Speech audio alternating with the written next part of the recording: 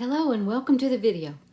This is an easy dollhouse miniature project to make cheese balls and the container using a clear plastic lid, a mini window suction cup, foam balls, paint, and paper. Materials are listed in the description box below.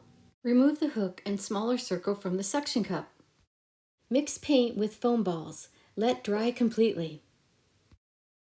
To make the baggie, place the thread 1/16 of an inch below edge of tape on the sticky side.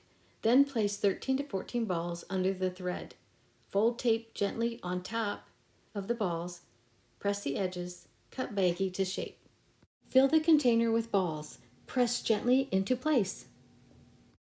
Paint the inner circle on top of the suction cup and the quilling strip to match. Let dry.